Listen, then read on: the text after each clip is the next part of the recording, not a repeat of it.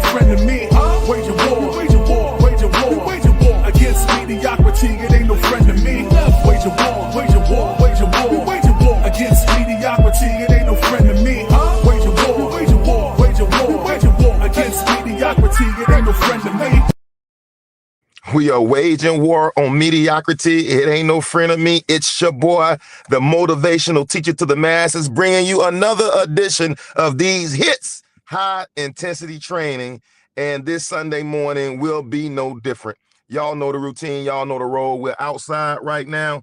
Actually, Christian is playing in an all-star camp this weekend. So we're coming live from outside of there. If you hop in the room, holler at your boy, please share this with your closest 5 relationships, because if they don't grow with you, they can't go with you.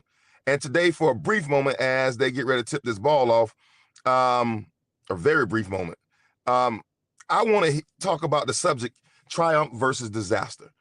What we do and what we realize is life is full of ups, downs, ebb and flows, valleys, peaks.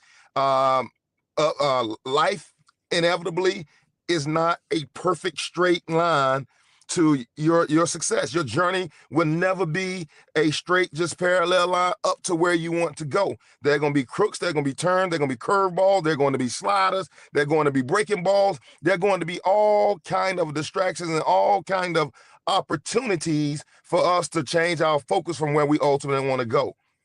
And for a brief moment, triumph versus disaster. I know AJ was playing in a basketball game yesterday, Sweet 16, played against a good team, but a team I thought they could have beat, that they should at least been competitive with, and they lost by 30 in the Sweet 16 last game of sophomore season.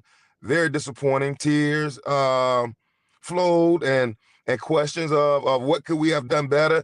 And at the end of the day, I said, AJ, and I'm talking to you too, you got to meet with triumph and disaster and treat those two imposters just the same.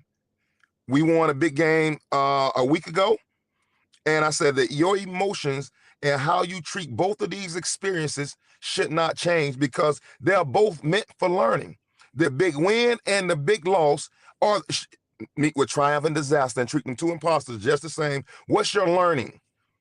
What are you taking away that's going to make you a better person, a better player, a better teammate to the next experience? The only way you ever really lose is if you choose not to learn. I just broke bread, because some of you are judging your life based on where you are and what things have you accumulated. And I'm not married, and I got this not going right. My kids are not acting how I want them to act. And you're judging your life based on those things. And I'm challenging you to say, hey, what is the learning in the midst of everything that's going on? When I feel like that I'm in the midst of disaster, what's the learning? When I feel like life is not going in my favor, what's the learning? When I feel like I'm distracted by what the world is giving me, what's the learning? See, we go through too many things where we don't lean into the midst of what's going on to learn, how did I get here? And when I see it again, how do I get out of it? You gotta meet with triumph and disaster and treat those two imposters just the same. Rudyard Kipling said that in his poem. And I so want to see people trying to hop in the room, holler at your boy. I got about 3 more minutes. Rudyard Kipling said, treat these two imposters just the same, temporary, deceptive states of success and failure that should be treated with equal calm and indifference. Boy, I'm breaking bread this morning. What's up, CC? Holler at your boy.